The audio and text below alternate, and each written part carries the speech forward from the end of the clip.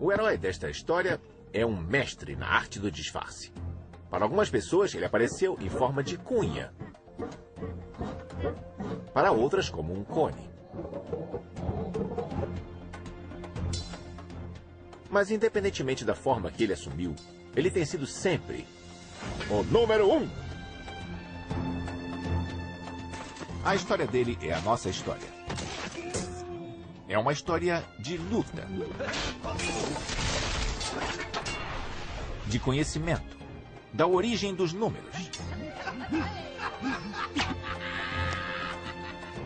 Nós veremos como o 1 ajudou a construir as primeiras cidades, como ele ajudou a erguer impérios e como inspirou algumas das mentes mais brilhantes da história.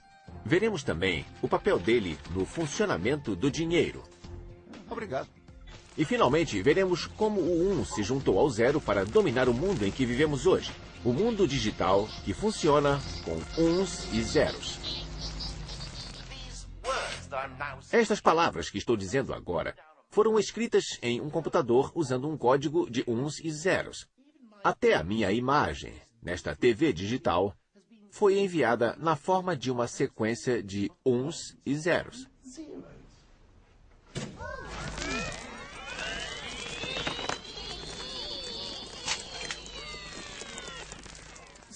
Então, como estes dois dígitos conseguiram dominar o nosso mundo? Nem sempre foi assim.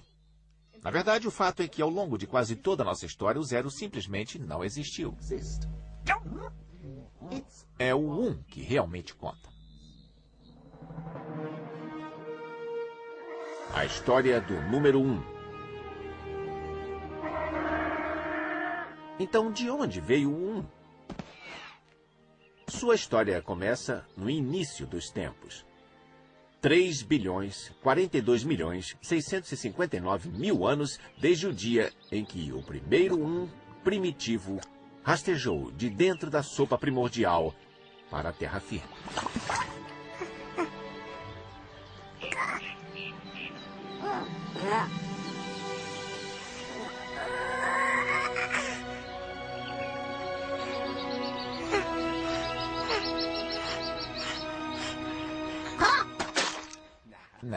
Não foi bem assim. Estou brincando. O fato é que as origens do 1 são repletas de mistério.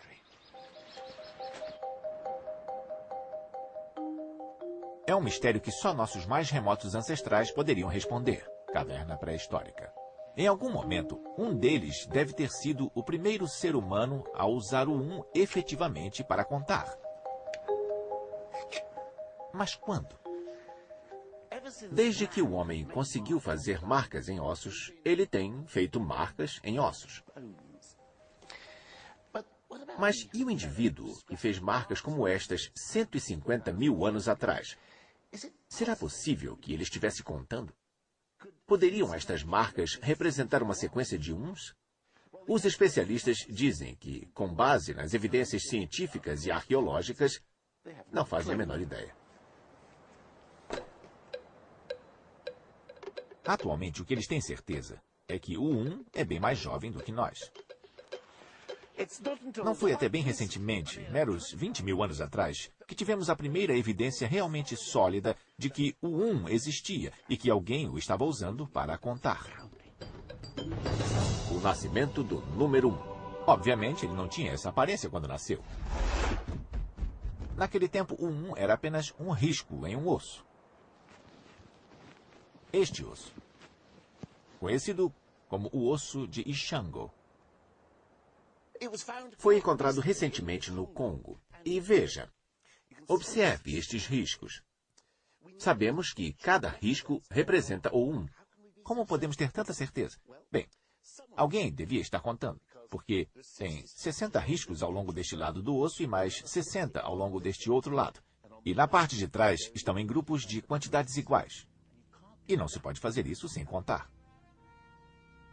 O osso de Ishango pode ter sido um marco decisivo para a humanidade. Zoologistas dizem que outros mamíferos têm a capacidade de contar até 3 ou 4, mas não além disso.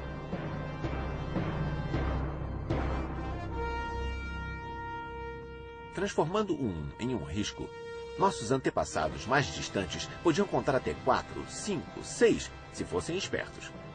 De fato, eles podiam contar qualquer quantidade de uns que quisessem.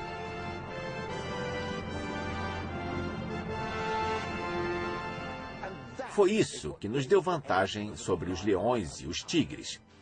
Daí em diante, contar não tinha limites. O 1 estava se tornando um menino crescido.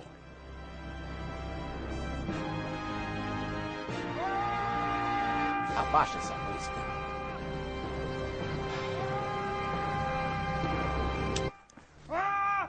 Obrigado.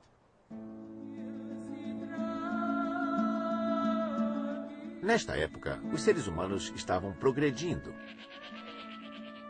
E isto mudaria a história do 1 para sempre. Eles deixaram de morar em cavernas e começaram a construir suas residências, as casas.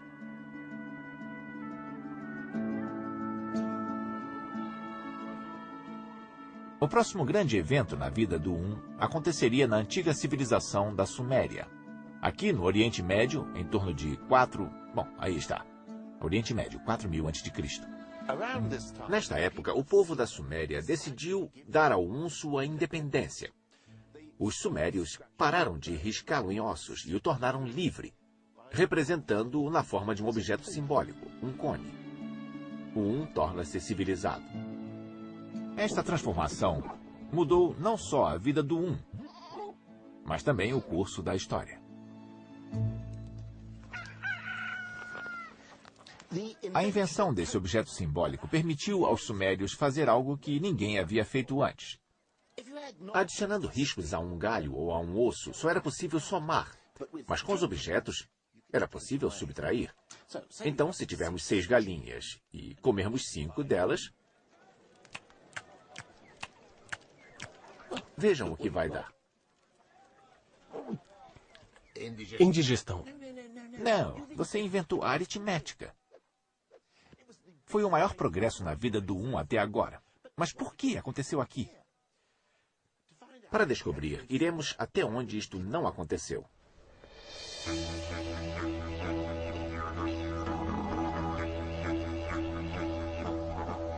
Conheçam os Walpiri do interior da Austrália. Este povo vinha tocando suas vidas por aqui há uns 30 mil anos, até um antropólogo chegar e perceber que eles não usavam números. As pessoas se interessam muito pelos Walpiri, porque no nosso idioma não usamos números. Temos uma palavra para 1, mas é só. Até recentemente, os Walpiri conseguiam viver sem usar números. Como foi que conseguiram este feito? As coisas que vocês fazem no seu mundo aqui são feitas de outra forma. Veja o velho Japal Jarri. Ele cresceu sem conhecer qualquer número. Olá, Japal Jarri. Quantas vezes já se casou? Uma. Quantos netos você tem? Muitos. Japal Jarri diz o nome de seus netos. O que ele não diz é 4, pois não faz parte do seu vocabulário. Muitos. Gerações passadas dos Walpiri não falam em horas exatas do dia, só da posição do sol. Eles nem lidam com distâncias, porque suas terras não são mapeadas com números, mas com músicas contendo todas as informações que precisam. Estas músicas tradicionais, profundamente enraizadas na cultura deles, são fonte de grande orgulho nacional.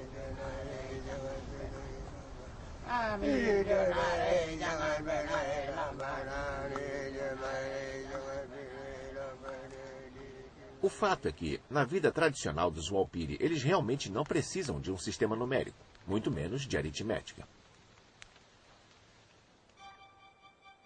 Então, por que, no outro lado do mundo, há 6.000 anos, o povo da Suméria sentiu a necessidade de transformar o 1 em um objeto e inventar a matemática?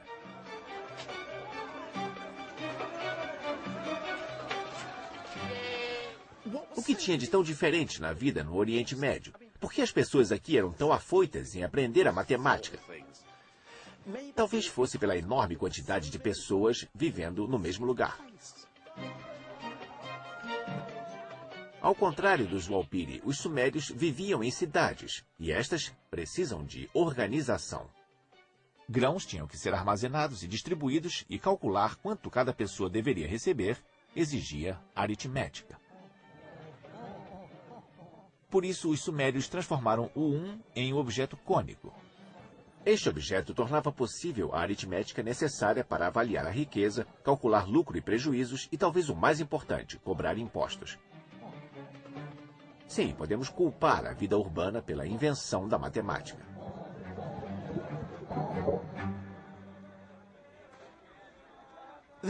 A habilidade com a aritmética não era a única coisa de que os sumérios precisavam. Eles também precisavam manter um registro permanente de seus cálculos. Mas espere aí, a escrita ainda não tinha sido inventada. Os números, aparentemente, foram a primeira escrita no mundo. Aconteceu da seguinte maneira. Um número específico de cones era colocado em um envelope de argila e este era lacrado. Mas após lacrar o envelope, como lembraria quantos cones ele continha? Um pequeno problema, é verdade.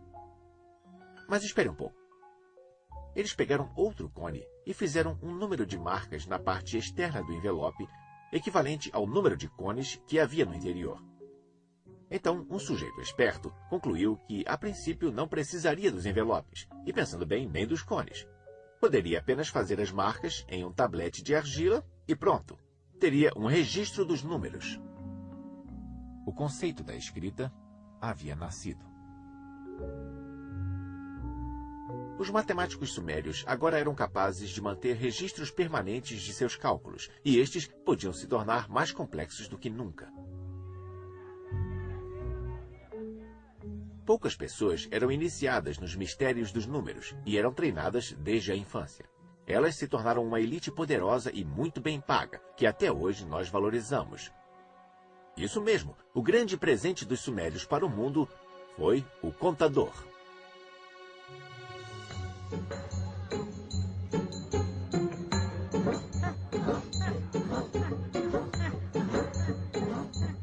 O número 1 agora era disciplinado e organizado como nunca. Tornou-se uma ferramenta poderosa, que poderia ser usada para construir impérios. Que foi precisamente o que aconteceu com o 1 na próxima encarnação. O número 1 se torna uma medida.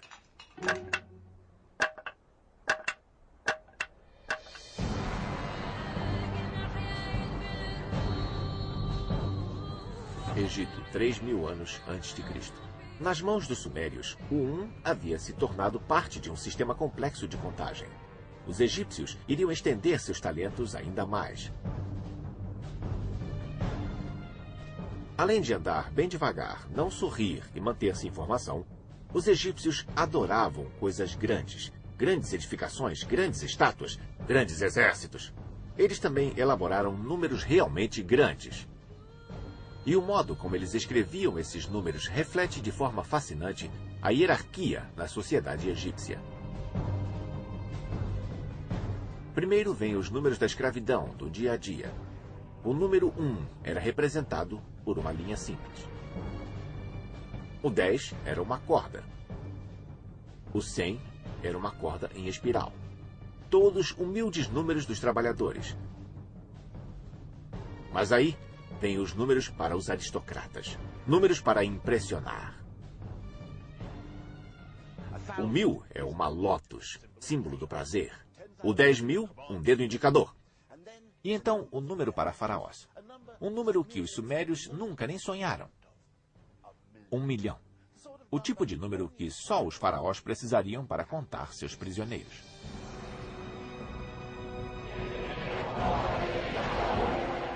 Foi o primeiro milhão da história. E o símbolo que usaram foi um prisioneiro suplicando por perdão. Ou era o contador suplicando para que seja liberado da contagem de mais prisioneiros. De qualquer forma, o número 1 nunca esteve tão ocupado. Mas o 1 tinha outra missão dada pelos egípcios, talvez a mais importante de todas. Eles precisavam do número 1 para ajudar nos canteiros de obras. Os antigos egípcios eram construtores entusiastas, com um olhar bem afinado para a beleza. Mas não se podia criar lindas edificações sem medir com precisão. E não se pode medir com precisão a menos que se saiba a sua unidade de medida, ou seja, o que quer dizer quando se refere a um. Para resolver este problema, os egípcios fariam uma coisa que ninguém tinha feito antes. Eles definiram a sua própria versão do número 1. Eles se basearam na medida do braço de um homem do cotovelo até as pontas dos dedos, mais a largura da palma da sua mão. O 1 agora era conhecido como cúbito, a medida de tudo. A incontestável régua.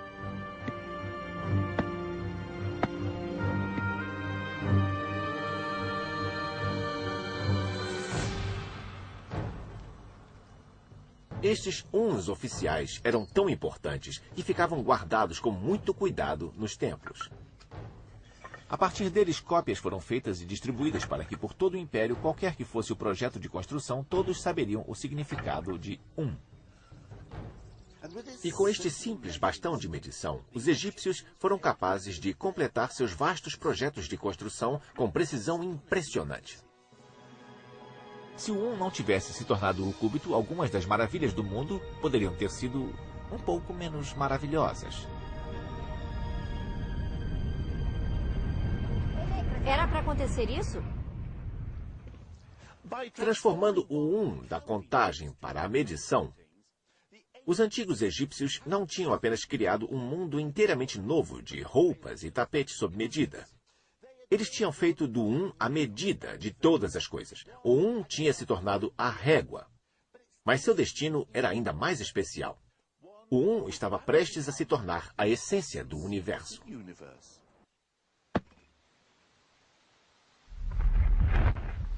O número 1 se torna um deus grego.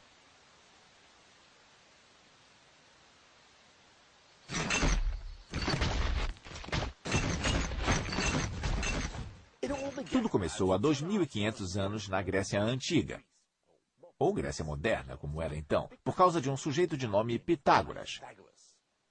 Pitágoras? Ele não tinha uma teoria?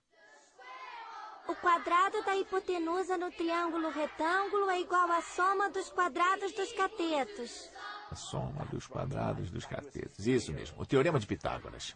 Um pouco chato, eu nunca entendi bem. Eu acho que Pitágoras foi um cara bem interessante. Ah, é? Ele tinha uma escola onde seus pupilos tinham que deixar seus bens materiais, só comer vegetais e jurar nunca tocar em feijões. Mas por que não? Ele acreditava que quando você solta gases, sua alma escapa. É incrível o que se aprende nas escolas hoje. Grécia, 520 anos antes de Cristo. É verdade que Pitágoras era um pouco esquisito. Ele estudou no Egito, no Oriente Médio, e no seu retorno à casa montou sua escola vegetariana de matemática. Aqui ele se dedicou à exploração das maravilhas e mistérios contidos nos números. Pitágoras foi o primeiro homem a ter a ideia de números ímpares e pares, e lhes deu sexos. O 1 era macho, o 2 fêmea e assim por diante. Ele também gostava dos números inteiros, coleções de uns. Ele percebeu que alguns números inteiros tinham formatos agradáveis. O 3 faz um triângulo, o 4 um quadrado. 1 mais 2 mais 3 mais 4 criavam o 10, que formavam um triângulo mágico. Pitágoras também estava convencido de que o 1, eventualmente, ajudaria a explicar uma das questões filosóficas fundamentais da época. Os filósofos gregos sempre tentaram descobrir do que são feitas todas as coisas. Um filósofo disse que tudo era feito de fogo, outro de ar, outro de água.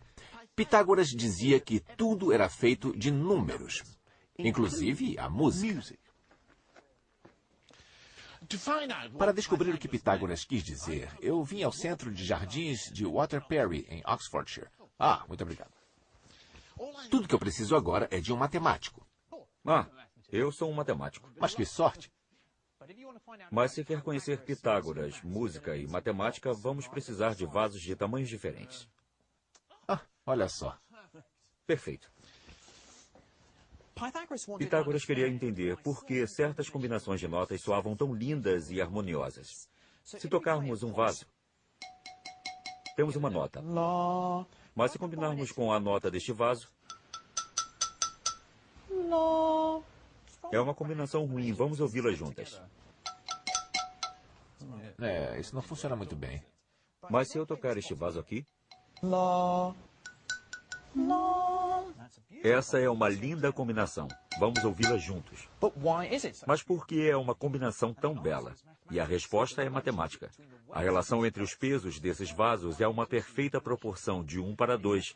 E é esta combinação de números inteiros que faz este som agradável, diferente do primeiro vaso. Esta seria uma proporção de 1:1.264, que não é um número inteiro e que está causando um péssimo som. Então Pitágoras dizia que a harmonia é a combinação de números inteiros. Isso mesmo. Números que são coleções de uns. Pitágoras percebeu que os números inteiros eram o verdadeiro motivo para sons tão bonitos. E isso o empolgou tanto que ele concluiu que a matemática realmente era a base de tudo e que explicaria a harmonia musical, o cosmo, e por isso criou a frase "a música das esferas". Podemos? Não vejo por que não.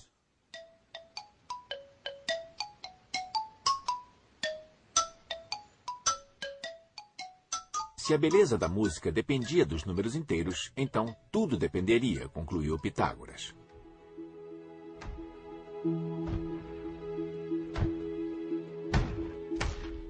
E como os números inteiros são coleções de uns, o 1 deve ser a matéria-prima da qual o universo é feito.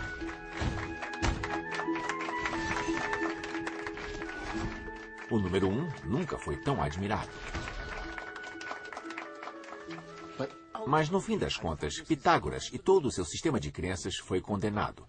E, ironicamente, o triângulo que o tornou famoso causaria a sua ruína.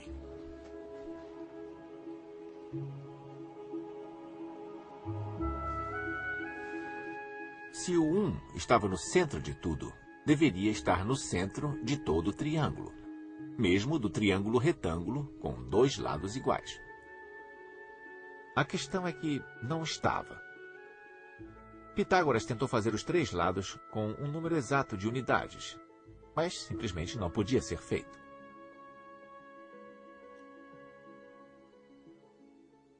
Quando um de seus discípulos tentou mostrar isso, os outros o afogaram. Todo o sistema de crenças de Pitágoras de que o mundo era feito de unidades era uma mentira.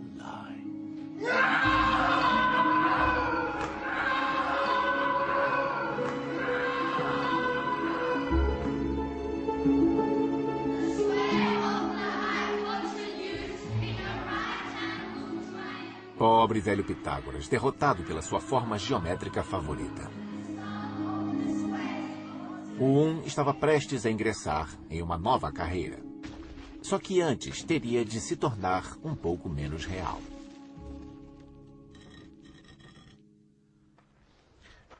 Como todos antes dele, Pitágoras não pensava em números sem que representassem algo real. O 1 não era 1 se não representasse uma cadeira, ou um passo, ou um apresentador de TV. Mas os matemáticos que sucederam Pitágoras se livraram dessas restrições. Arquimedes hoje em dia é famoso por ter sido o primeiro exibicionista, mas na verdade foi o maior matemático da antiguidade. Eureka! Eureka! Arquimedes adorava fazer jogos com números. Ele levou a matemática para um mundo inimaginável, porque nesses jogos ele deixava os números realizarem coisas impossíveis, como calcular quantos grãos de areia seriam necessários para encher o universo. E ainda que estes jogos matemáticos pareçam loucos, às vezes chegavam a resultados construtivos a ponto de nos beneficiarmos até hoje. Por exemplo, ele estava obcecado com o que aconteceria se pegasse uma esfera e transformasse em um cilindro. Qual seria a diferença entre as áreas? Eu, pessoalmente, não dou a mínima. Mas para Arquimedes, foi o momento de maior orgulho de sua vida quando finalmente conseguiu desenvolver a fórmula. E por mais que fosse um ato louvável de puro desafio matemático, no final das contas, acabou provando ser incrivelmente útil. Pois, graças a Arquimedes, mais tarde, cartógrafos a partir do globo fizeram um mapa plano. O 1 não era mais a essência do universo. mas estava ajudando a criar uma era de ouro da matemática teórica.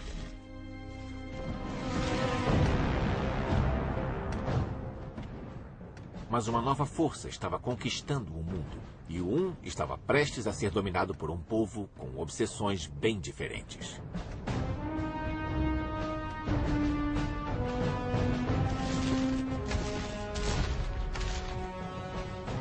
Arquimedes viveu em Siracusa, e quando os romanos invadiram em 212 a.C., ele estava no meio de um cálculo extremamente cativante.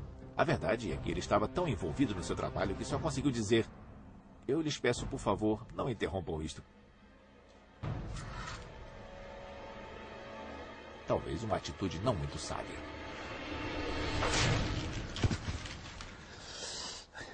Era o fim da matemática teórica no mundo clássico.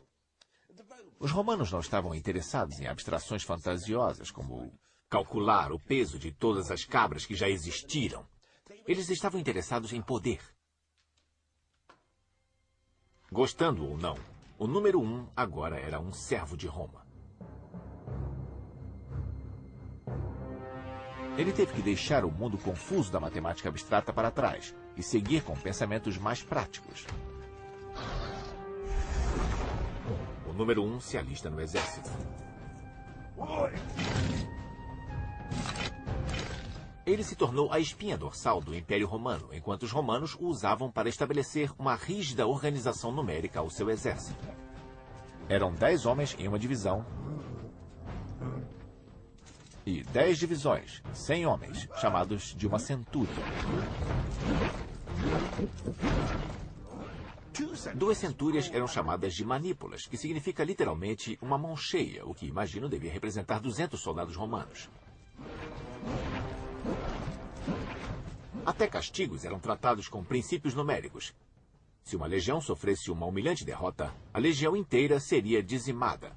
Palavra do latim para denominar grupo de 10, décimos. Indiferente à culpa individual, um soldado em cada 10 era morto.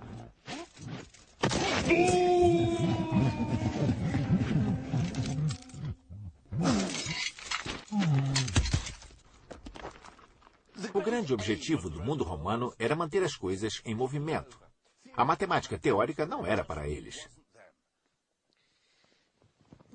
Isso não me surpreende. Os algarismos romanos não facilitam em nada. Olhe para eles. Eles são apenas uma variação dos velhos riscos em ossos, com mais sofisticação, quando os números são maiores.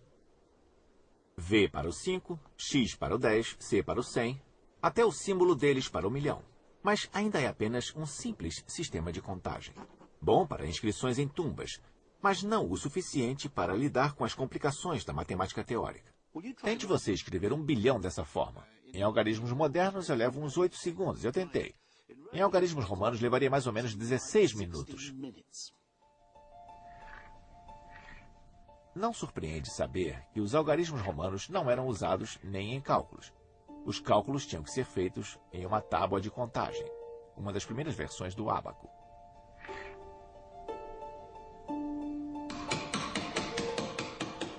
Os algarismos em si eram usados somente para registrar os resultados. Talvez não seja coincidência que, ao contrário dos gregos, nos dias de hoje, não haja nenhum único célebre matemático romano.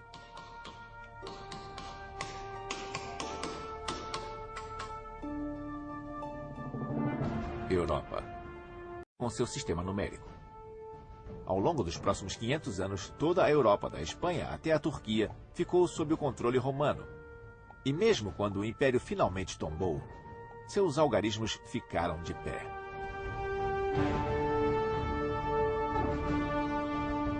Mas embora o sistema romano parecesse indestrutível, ele não era.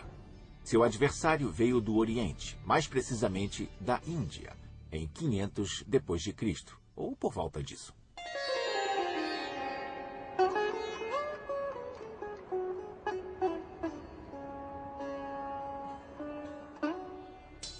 O 1 tinha um primo indiano, que por algum tempo viveu em uma atmosfera de ar mais rarefeito. 1, o Iluminado. Os indianos pareciam menos preocupados com organização militar do que com renunciar ao mundo e buscar a luz interior. Mas o Nirvana não está logo ali. Para alcançá-lo, era necessária uma jornada muito, muito longa e que levaria muito, muito tempo. E para transmitir este fato, os indianos criaram números estupidamente altos.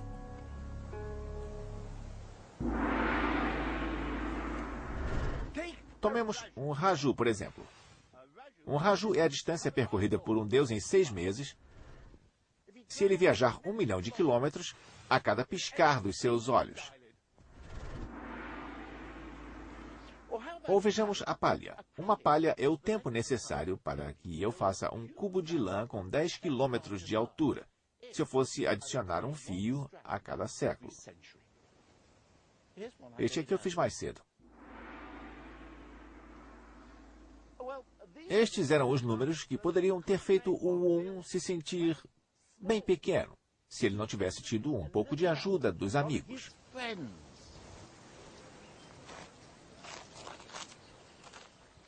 Ao contrário dos romanos, os indianos desenvolveram um sistema capaz de lidar com números enormes. Eles desenvolveram um símbolo diferente para cada número de 1 a 9. 1, 2, 3... Ou, se fizer isso rapidamente, temos algarismos arábicos. Não são arábicos, são indianos. Nós os usamos desde pelo menos 500 antes de Cristo. Ele está certo. Os algarismos que usamos hoje se chamam arábicos, mas o fato é que surgiram na Índia desde o ano 500 antes de Cristo. Mas há cerca de 1.500 anos, ou um pouco mais, se você assistir à reprise do programa, alguém teve uma estupenda, incrível, extraordinária ideia. A maior revolução dos números desde que os sumérios inventaram a matemática. Uma criação que mudaria o mundo. Eles inventaram um número inteiramente novo. E é aqui, no interior deste minúsculo templo, com 1.100 anos de idade em Gwalior, no norte da Índia, que está este novo número. E depois de uma viagem de 6.500 quilômetros, finalmente vou conseguir vê-lo.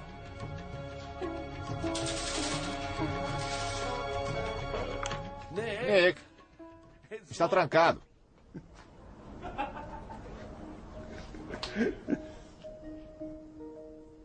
Então, esperamos.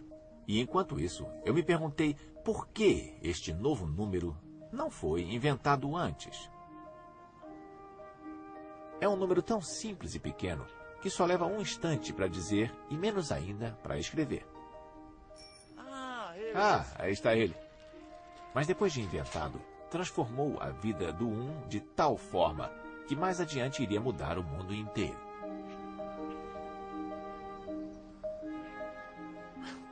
Aqui está, o primeiro exemplo indiscutível da maior invenção da Índia. O novo número, o santo graal dos números. O 0. Pela primeira vez na história, alguém fez, do nada, um número. A inscrição diz que um jardim foi plantado para produzir flores para o templo. E para garantir que tivesse flores o suficiente, aquele jardim tinha que ter 187 por 270 astas, cerca de 8 hectares. Enquanto os romanos estavam usando números para registrar suas conquistas e contar os mortos, estas pessoas os usavam para garantir suprimentos adequados para seus arranjos de flores. Pensando bem, para que tanto alarde? O que há de tão maravilhoso em inventar um símbolo que representa nada? Quero dizer que se alguém me perguntasse quanto eu tenho na mão, posso simplesmente dizer, não tenho nada na minha mão. Eu não preciso do 0 para fazer isso. Um 0 sozinho não era nada. Isso é óbvio. Mas quando se juntou o 0 com o 1, a mágica começou a acontecer.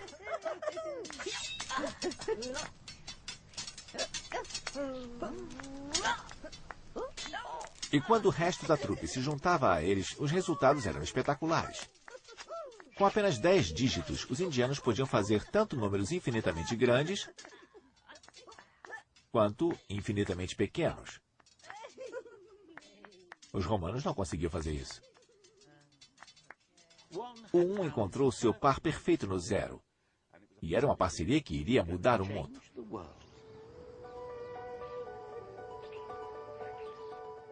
Junto com o resto do time, eles permitiram que a ciência indiana avançasse. Astrônomos indianos, por exemplo, estavam séculos à frente dos cristãos.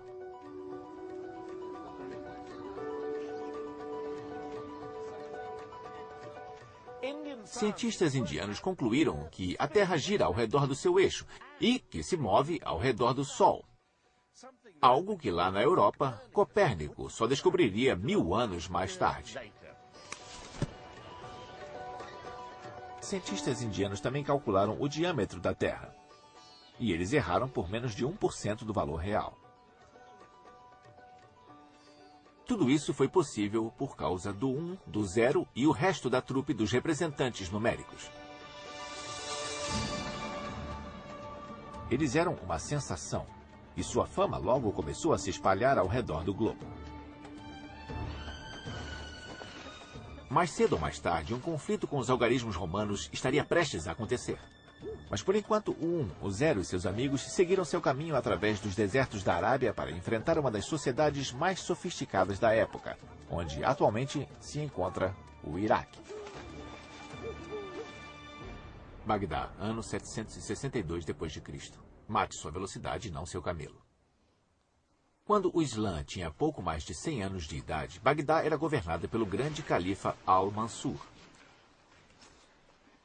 O califa desejava que seu povo vivesse de acordo com o Alcorão.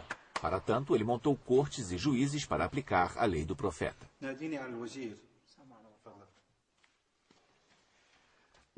A lei do profeta é cheia de instruções que exigem cálculos matemáticos extremamente complexos para que sejam executadas de forma exata. Diferentemente do cristianismo, o Alcorão insiste que as mulheres sejam beneficiadas, qualquer que seja a herança. O livro diz, existe a parte dos homens e uma parte para as mulheres, e cada parcela depende do número de parentes e de seus parentescos com o falecido. Para resolver tudo isso eram necessárias frações e razões, mas estas eram pessoas que contavam nos dedos. Não quer dizer que não houvesse o interesse em aritmética, mas o sistema numérico deles os impedia de progredir. Mas um dia, chegou na corte um embaixador da Índia. Ele tinha que homenagear o grande califa com algum tipo de presente. Mas o califa era um homem de infinitas riquezas. Era difícil saber o que dar. Uma camiseta com "Eu amo a Índia" escrito dificilmente resolveria a questão. O embaixador, no entanto, tinha pensado muito sobre isto e decidiu dar ao califa a maior dádiva na qual ele poderia pensar. A dádiva dos números.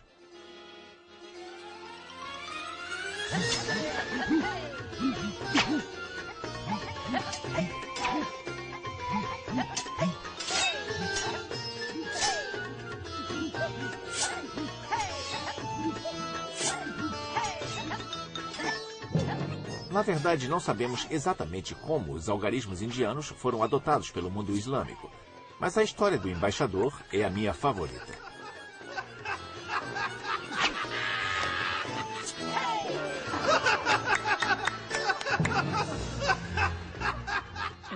O que sabemos ao certo é que os estudiosos muçulmanos estavam impressionados com o 1, o 0 e o resto da trupe, e o mais famoso destes estudiosos era um homem chamado Al-Khwarizmi. Al-Khwarizmi. Al-Khwarizmi. Khwarizmi? Al-Khwarizmi. Al-Khwarizmi. Correto. Obrigado.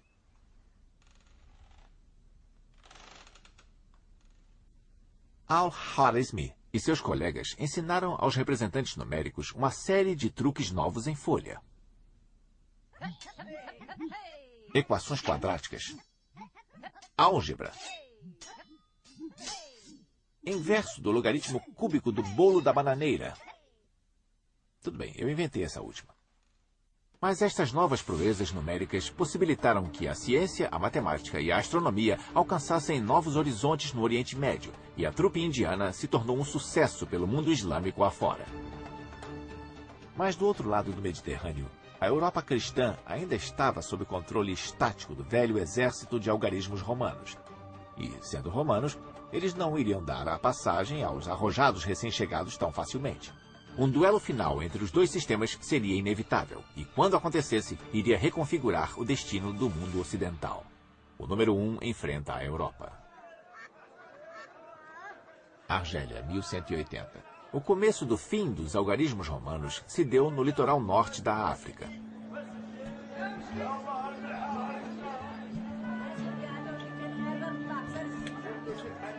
Comerciantes muçulmanos foram rápidos em adotar o 1, o 0 e companhia nas suas transações comerciais. Até o final do século XII, os algarismos indianos eram de uso comum.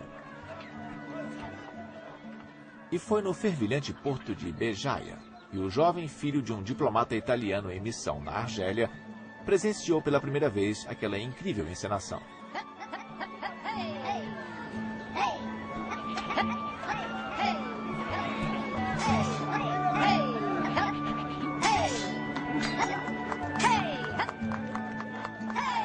Quando fui apresentado à arte indiana dos 9 símbolos, o conhecimento da arte logo me satisfez mais do que qualquer outra coisa. E eu passei a compreendê-la.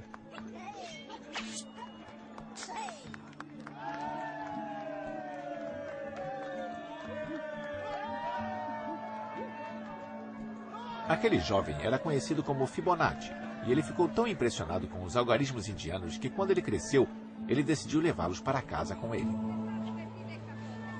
Itália, alguns anos mais tarde. Em 1202, Fibonacci escreveu um livro sobre cálculos, com o título de... o livro dos cálculos. Ele hoje é considerado um dos maiores matemáticos de todos os tempos, e seu livro foi basicamente uma vitrine para os numerais indianos. Mas Fibonacci não era apenas um teórico de Torre de Marfim. Parte de seu livro dos cálculos era dedicada especificamente aos comerciantes, mostrando a eles o quão útil os algarismos indianos seriam no cálculo de seus lucros. Não exatamente um divisor de águas, você pode estar pensando, mas este foi um período em que o capitalismo estava começando a ser descoberto na Europa. O livro de Fibonacci era de leitura obrigatória.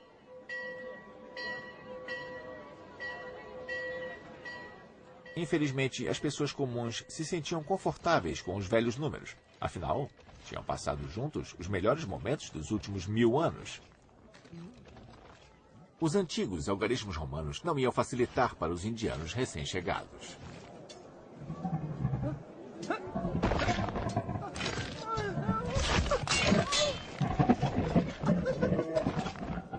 E não era apenas uma questão de tradição. O cliente mais comum tinha algumas boas razões para preferir o velho sistema. Por exemplo, muitas cidades medievais italianas tinham sua própria moeda. Então, toda vez que eu chegava em uma nova cidade ou em um novo cenário com figurantes e trajes, o que pode ser o caso, teria de ir ao banco de troca de dinheiro, ou banca, como chamavam. A banca era uma mesa de contagem, basicamente um ábaco com contadores. Os homens que as operavam, os banqueiros, tinham de fazer um juramento de que não iriam trapacear seus clientes. Se os magistrados descobrissem que ele estava me enganando, eles viriam quebrar a banca dele.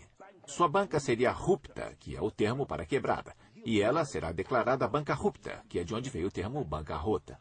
Oi, quanto pode me dar por estes aqui? Eu vou querer esses aqui também. Está contando agora. Me tranquiliza ver que está usando números que me são familiares, que são algarismos romanos, é claro. Ele está usando este ábaco, ao menos eu vejo o que está fazendo. Eu ganho isso tudo, é? Claro, bom, eu agradeço. Bom fazer negócios. Mas e se eu decidisse ir para um dos espertos que usam a novidade dos numerais indianos? Olá, quanto pode me dar por isto?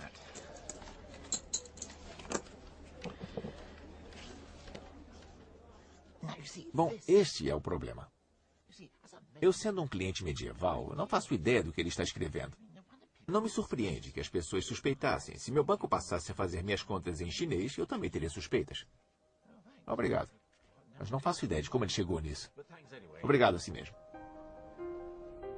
Esta desconfiança se alastrou.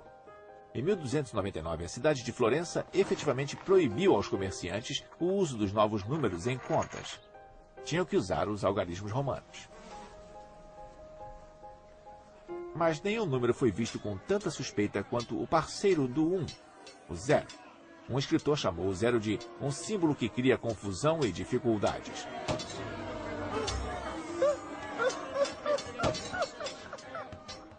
O 0 foi chamado de cifra e foi tratado com tanta suspeita que o termo se tornou nossa palavra para um código secreto. Criptograma. Mas os dias do velho sistema estavam contados. Eu suponho que possamos culpar a velha e boa ganância humana. Os tradicionalistas que lidavam com o ábaco e algarismos romanos nunca tiveram que calcular os juros de empréstimos, porque a Igreja Católica dizia que cobrar juros era pecado. Foi denominado usura. Mas com a reforma, as igrejas protestantes eram mais aliadas aos negócios e a objeção cristã ao capitalismo parecia estar desaparecendo. Por isso, neste novo ambiente de empréstimos monetários, cobranças de juros, quem provaria ser mais útil? Os algarismos indianos ou o ábaco? Bem, vamos descobrir. À minha direita, um matemático de primeira. À minha esquerda, uma abacista de primeira. Supondo que eu empreste a alguém 10 libras, a um juro de 0,5% ao mês, quanto ele irá me dever no final do ano? Tudo bem? Prontos? Apostos? Já! Kimi é abacista desde os 15 anos e está usando o moderno modelo Soroban. Assim como no século XVI, ela está arredondando seus números ao longo da contagem. Vamos torcer para que ela consiga o primeiro lugar.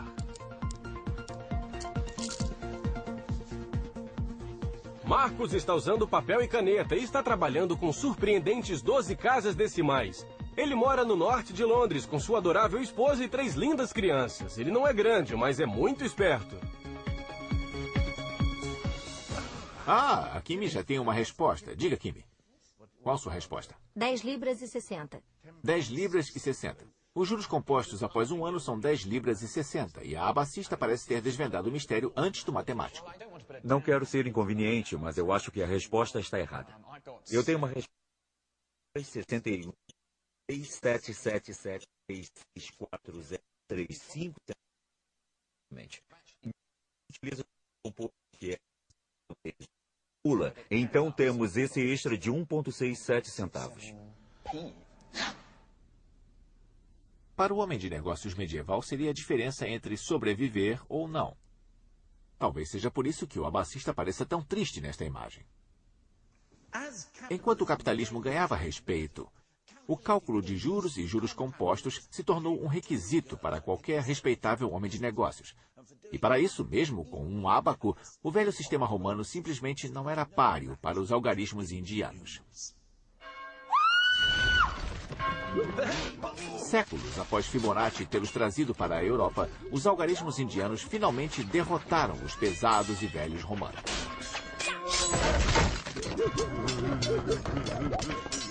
Eram rápidos e versáteis, e com a liderança do 1 e do 0, simplesmente se mostraram melhores no trabalho em equipe.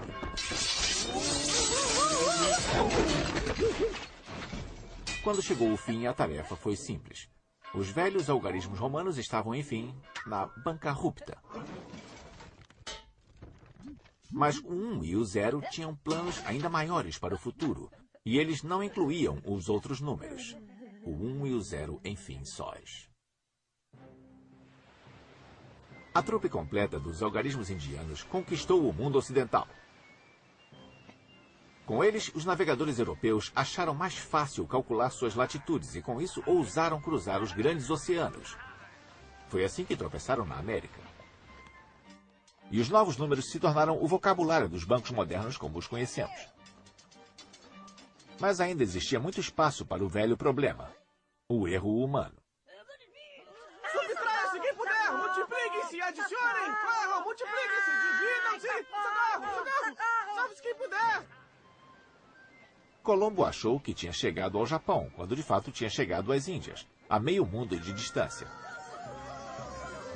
Ele havia cometido um erro. Humanos erram, mas o homem estava determinado a mudar isso. Tudo aconteceu em torno de 1600... é por aí. Alemanha, por volta de 1679. Gottfried Wilhelm Leibniz foi um dos maiores matemáticos de todos os tempos. Ele se comprometeu a livrar a humanidade da maldição do erro humano.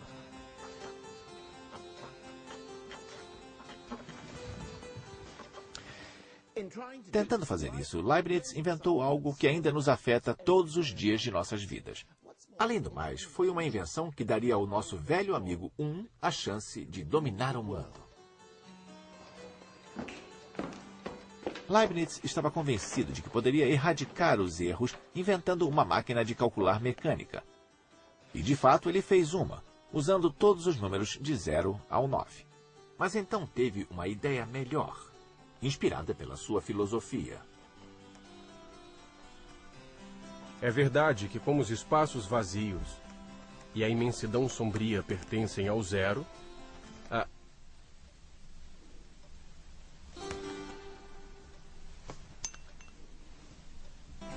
assim sendo, o Espírito de Deus e sua luz pertencem ao todo-poderoso número 1. Em outras palavras, parafraseando Leibniz muito livremente, o universo é um pouco parecido com um queijo suíço, o que alguns de nós suspeitavam há muitos anos. Os furos são tão importantes quanto o queijo em si. Então, para construir o mundo, é preciso de algo, o velho e bom número 1, e também muito de nada, que é onde o zero entra. Leibniz estava convencido de que o 1 e o 0 eram os únicos números que alguém realmente precisava. Com estes dois números, ele afirmou que poderia alcançar todos os sonhos matemáticos e, melhor ainda, eliminar o erro humano. Então, se livrou dos outros números e desenvolveu um sistema usando somente uns e zeros, denominado de sistema binário.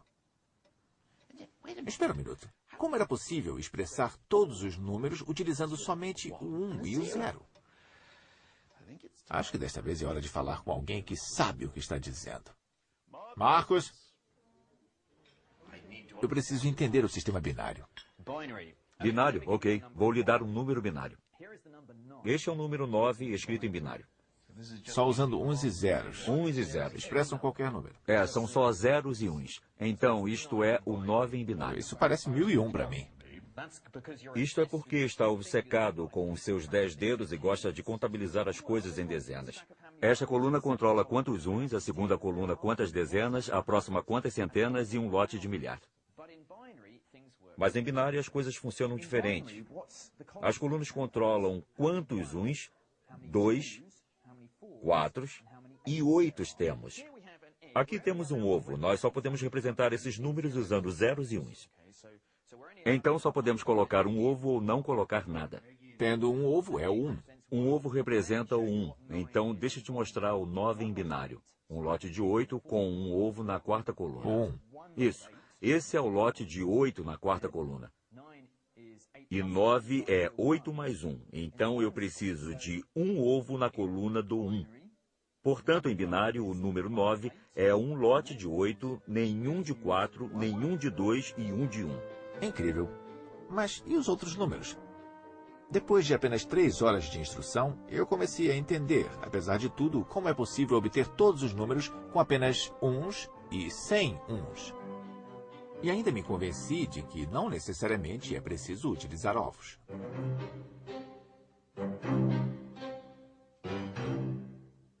É um sistema mecânico.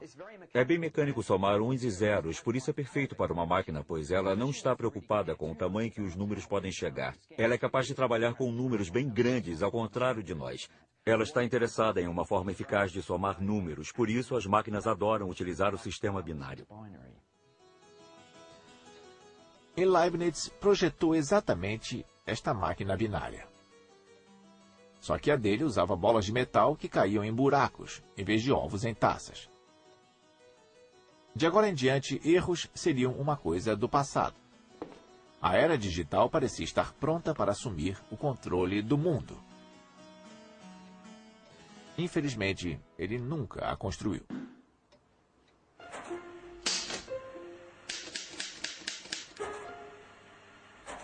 O 1 e o 0 teriam de esperar por mais 265 anos para que pudessem atingir a notoriedade. Sul da Inglaterra, 1944.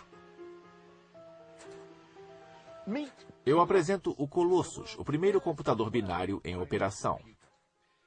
É o sonho de Leibniz se tornando realidade. Mas em vez de posicionar bolas de metal em buracos, o Colossus é eletrônico.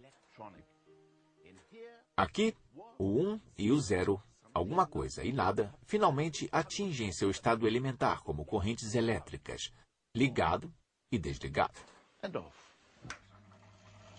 O Colossus foi criado durante a Segunda Guerra Mundial e foi instalado aqui no Centro de Decodificação Britânico no Parque Bletchley. Possui 1.200 válvulas, quilômetros de fios e centenas de componentes mecânicos. Mas, como todos os computadores atuais, o coração pulsante desta máquina é o 1 e o 0. Na sua forma binária eletrônica, o 0 e o 1 processaram rapidamente milhões de cálculos, o suficiente para decifrar os códigos do inimigo antes que os alemães tivessem sequer apontado seus lábios. Graças ao Colossus, os aliados sabiam o que diziam as mensagens alemãs antes mesmo que Hitler soubesse. E é provável que esta extraordinária engenhoca tenha ajudado a encurtar a guerra em até 2 anos. A tecnologia que surgiu em Bletchley mudou o nosso mundo para sempre. Você se lembra de todos aqueles motivos para se usar e compreender os números, fazer cálculos astronômicos, lidar com medições, os malabarismos com as divisões de propriedades? Os computadores fazem isso. Fazer cálculos percentuais, taxas de câmbio e juros compostos, todos aqueles cálculos que preocupavam e às vezes confundiam as grandes mentes da antiguidade. Deixe isso com os computadores e todos nós podemos ser ignorantes felizes, mesmo sem saber se a resposta está certa ou errada. E isso é uma boa coisa, não é?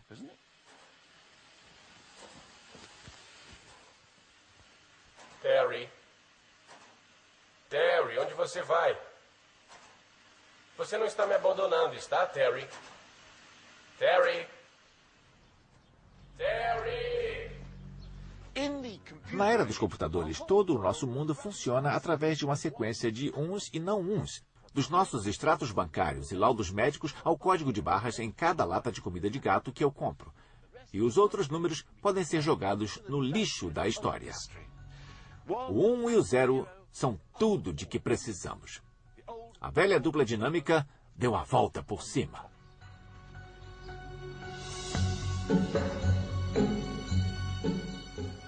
Vamos torcer para que possamos controlar estes festinhas.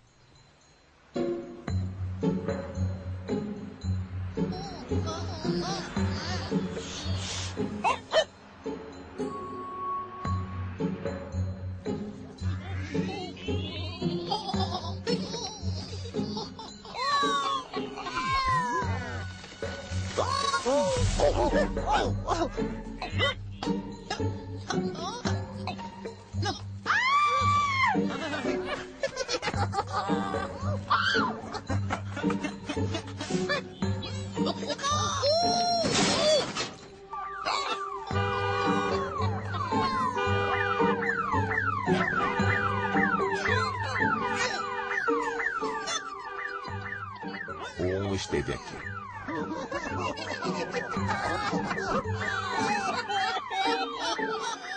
Versão brasileira alcateia e gramofone.